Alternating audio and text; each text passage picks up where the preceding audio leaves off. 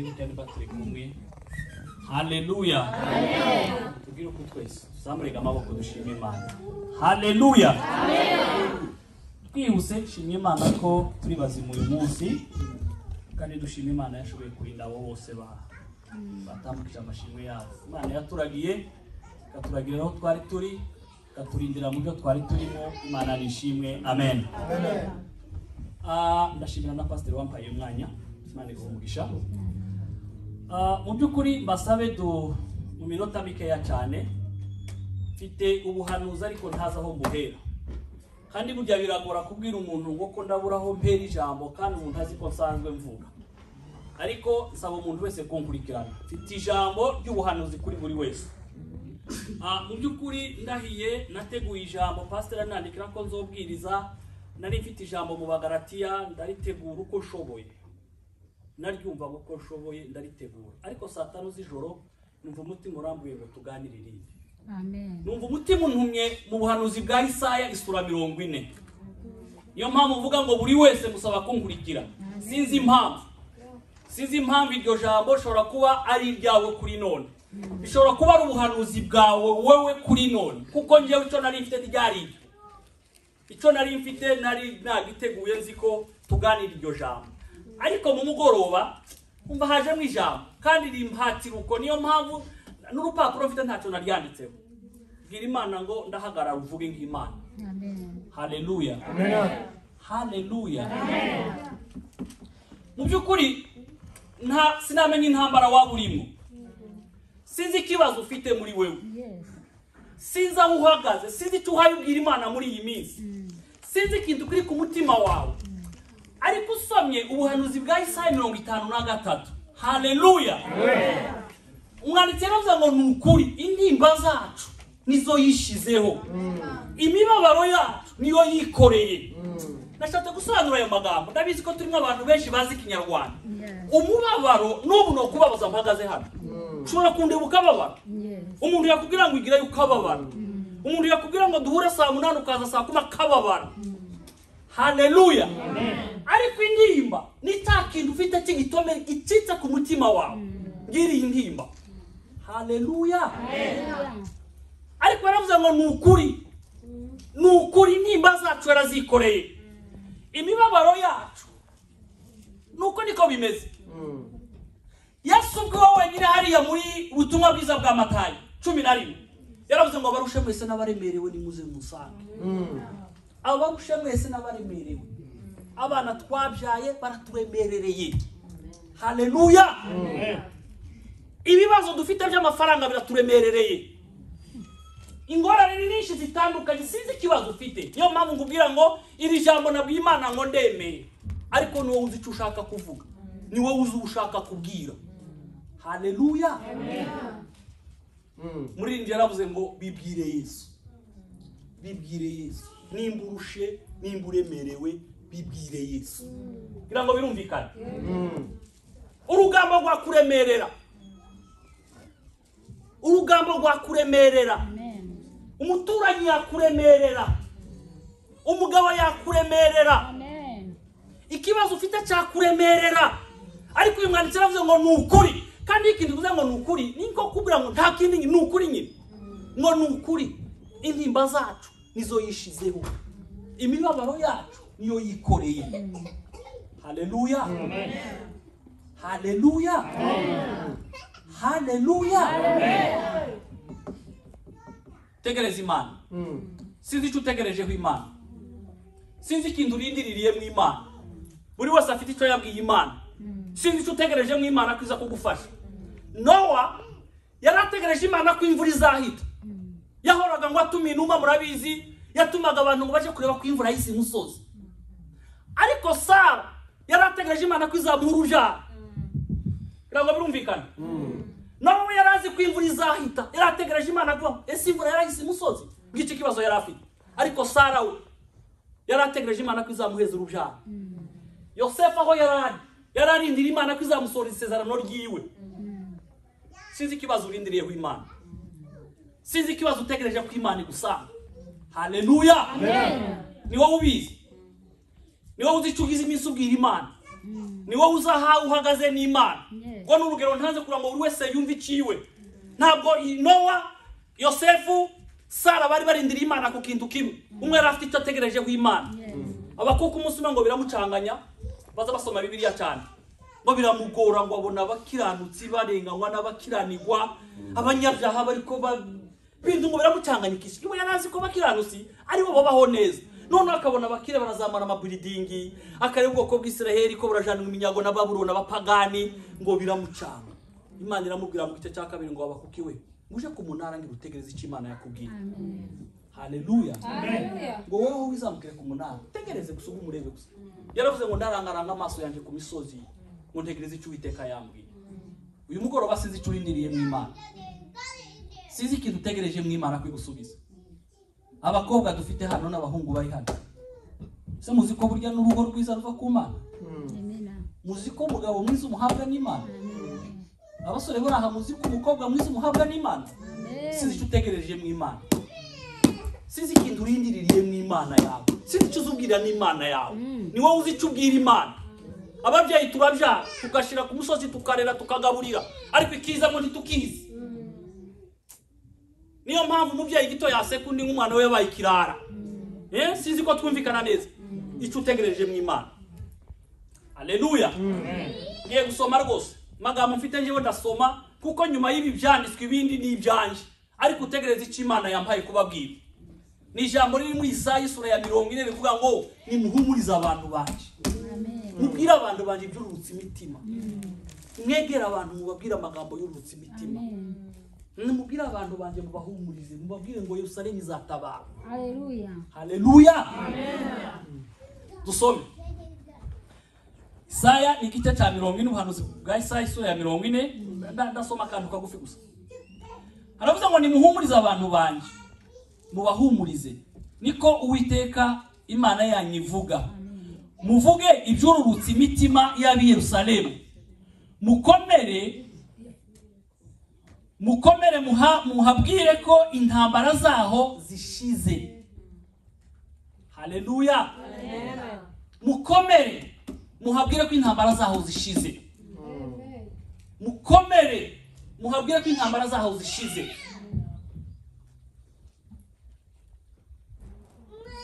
isi yaranyobeye ubona abantu bagenda bibaza tuniki inshuti ati nibibazo ubona abandi bagenda bikoreye amaboko wababaza uti niki inshuti ati nibibazo ngisi ya none turimo amen urimo guhura n'umwana w'imyaka 18 stress wahura n'umupapa w'imyaka 60 stress haleluya wahura n'umukecuru rekawe pe isi ariko yaravuze ngo kubera kurya mudasinziriye kandi Uwiteka Imana yaratsinze amen kuyeba ufite nukwiki kurara udasinziriye kandi Yesu yaratsinze yewe mwana w'umuntu nahandi nakurangira agakiza nahandi nakubwira hari amahoro aruhura nahandi nakurangira hashobora kukuruhura umutima ngo nimubwire abantu banje mubabwire amagambo y'urutse umutima mubwire Yerusalemu ngo intambara zaho zirashize amen haleluya amen haleluya amen abenshi bahoraga bategereza amaso yabo mureke mbabwire abayuda bari bazi ko Yesu agiye kuzana guverinoma ikomeye nk'iy'Abanyamerika kubera ko bari barabaye mu bubata bw'Abaroma bava mu Baroma bakajana iminyago igihe kimwe Ashuru Babiloni yakera abantu bize histoire ikindi gihe kimwe bakagaruka ibo bari bategereje Yesu ko azaza agiye gushiraho guverinoma imeze nk'iy'Abanyamerika igihugu gikomeye nka Amerika niyo mpamvu bakoraga bamubaza ngo se data buja wikirishwa gihe wavuze kuzagarura Isirayeli ubwami bwayo hari n'umwanditsi wanditse igitabo nari nkigira ngo burya icyatumaga abantu babahaga abana babo ngo bari bazi ngo umwe azoba nka ministre w'intebe undi azoja kuba ministre wa defense byabyifuzaga byacu ko uvuga ngo wenda yokurikira president Gisegeti yozomugira premier ministre uyu wanje yomugenda inyuma yazamugira chef d'état major uko niko bari bazi Yesu bari bazi ko Yesu aje kuzana guverinoma ihambaye kibari barakamenye Yesu haleluya amen ariko uyu mugoroba wa none numshaka umutima umbwira ngo tubwirane mwa bantu mwe ngo nimuhumurike, nimuhumure, nimuhumure, mubwire abantu banje amagambo y'urusa umutima, mubabwire ngo intambara za Yerusalemu zirashize. Haleluya. Ngako gakiza gici cyo njye Imana yampaye kubabwira ni iryo nuko kose, nuko kose rwose. Sinzi intambara ufite, sinzi ikibazo waburimo rwose pe, sinzi ikibazo ugize iminsi ubwira Imana, ariko gusa ijambo ryavuze ngo nimuhumure, nimuhumure, nimuhumure. Turangirize mu buhanuzi bwa Ezekiyeli. Ezekiyeli yavuze ngo nabonye umwami Imana, igice cya 60 na 37, ngo mfata ukuboko wanjana mu kibaya, kandi kibaya ngo cyarimo amagufwa yumye. Ari ikintu mu Kirundi bavuga neza cyane, ngo kandi ayo magufwa ngo yari yumye cyane. Birumvikana ngira ngo yari amagufwa yumye, kandi ngo yari yumye cyane, yaradadaye. Kandi ngo ndareba ngo arambira ngo se mbega mwana w'umuntu, uko ayo magufwa yo kongera akabaho, aya magufwa wayibona yo kongera akabaho. Munanye ndamubwira ngo niwe wabimenye. Barambira ngo hanurire ayo magufwa, hanurire ayo magufwa. Barambira ngo hanura, ngo mbona ndahanuye, nahanura kuko yambwira ngo umuyaga ngo urahuha muri cyo kibaya, ngo magufwa aregerana, ngo iryo ukuboko kikegera ukuboko, iryo ukuguru rikaza rikegera irindi, iryo umutwe rikegera ikindi, ngo abona umuntu arateranyije. Ariko ngo nibitsije aho ngako nta mwuka wari urimo. Ngorongera arambira ngo hanura, ngorongera arahanura, ngabona ko umwuka yinjiramo ngo umuntu haruka ku birenge byiwe, ngo aramuhindukira aramubwira ngo nguko ibyiringiro by'abayuda bimeze, bacitse intege. Bayuda baba ibyiringiro byabo byamaze kubavamo, ariko biracyariho ibyiringiro, haracyariho ibyiringiro. Mureke twegere Yesu, mureke twegere Yesu, tahani zitagakiza. Mureke twegere Yesu, muri byavyo ngo bibwire Yesu, ngo nubwo wabukumbuye abawe bibwire Yesu, ingorane yose waburi kucamo bibwire Yesu. Haleluya. Ngo niwe nshuti yacu yonyine gusa, nta wundi numwe nakubwira. Sinakurangira bakomeye bisi nabo bariyungamira ifashe ku matama. Corona yananiye isi yose, bihugu twari tuzi nka Amerika ku isi, ngayo ko muravuga ngo urucanjo ngo rubagizemo iminsi 35, igihangange cya mbere ku isi, ariko byabashobeye. Ni bara bazakurikirana amakuru, mwumvishe president wa Korea y'Amajyaruguru ko yatabaje ngo igihugu kiri mu kaga, n'ukuntu yaragize iminsi yirata ngo azarasa Amerika. Nimba hari abatoya ngira ngo murabizi wenda, kundi yahoraga yirata ahangaritse president Trump ngo Amerika ngo arashobora kurasa ikombora ngo akabirandura Amerika. Ariko ejo bundi yagiye kuri televiziyo rero aravuga ati byana gitangaza igihugu cyacitse, abantu barapfuye n'ubukene nyabuna ni mudutabara, ngabo bakomeye bisi. Magufuli ari inshuti yanjye, nako nizere ko namwe mwari mukunda. Nta muntu utakundaga Magufuli, kandi namukundaga nagera ahantu yari ko ari ikigoro ari hejuru y'imodoka. Nza mukabona ari ikigori, bamuhaye ikigori president yari ko gishuna kunjya twagishuna kivuye mu gishanga, kaza gishuna ku cyabwira abaturage ibyo bamubwiye asubiza, ariko igitondo kimwe aragenda. Ngabo bakomeye bisi. Haleluya. Amen. Ngabo bakomeye bisi. Ariko yasubwiye wanyina nagivuga ngo abarushe mwese, abarushe n'abaremerewe nimuze musange, muze twegere Yesu. Abana bacu mwegere Yesu, nimwegere Yesu mumubwira ibyo mwifuza. Aba papa twegere Yesu, aba mama twegere Yesu, ingorane zacu zose tuzegereze Yesu. Nawe arahari kugira ngo atwakire kandi azaduhoza amarira yacu. Amen. Amen.